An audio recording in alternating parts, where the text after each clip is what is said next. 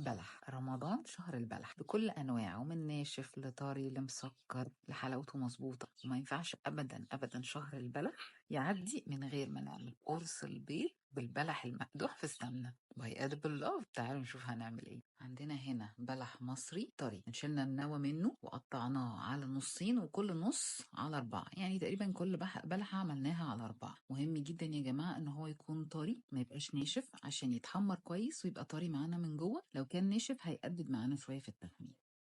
عندنا 3 بيضات، عندنا سمنة بلدي، عندنا جبنة مبشورة ودي إضافة كده، وعندنا ملح وفلفل وحليب وشوية بقدونس للتزيين.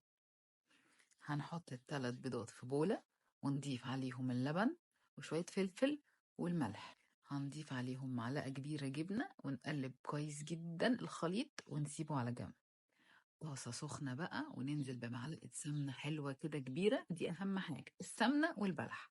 وننزل بالبلح نحمره كله تحميرة حلوة. مهم جدا ناخد بالنا في التحمير ما نقددش البلح، احنا عايزينه طري من جوه ومتحمر من بره، مش عايزينه يقدد ويلزق في بقنا واحنا بناكل.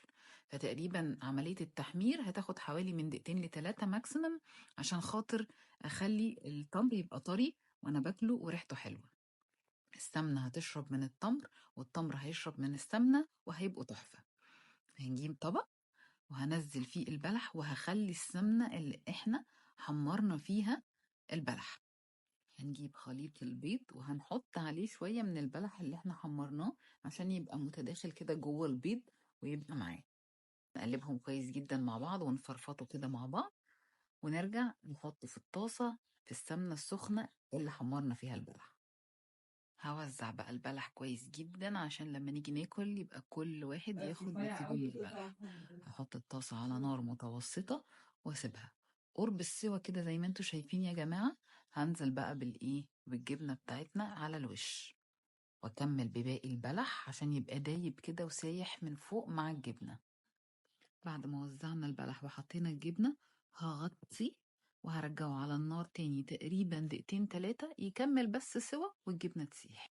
كمية الجبنة والبلح والبيض بترجع لذوق كل واحد، اللي حابب يزود جبنة ليه طبعا كامل الحرية، واللي عايز يزود بلح، اللي عايز يقلل بلح. الجبنة برضو هنا احنا حاطينها إضافة زيادة، اللي عايز يشيلها يشيلها، اللي عايز يخليها، اللي عايز يحط موتزاريلا، اللي عايز يحط مكعبات براميل، مكعبات اسطنبولي، برضو دي حاجة بترجع لكم وبترجع للذوق في الأكل.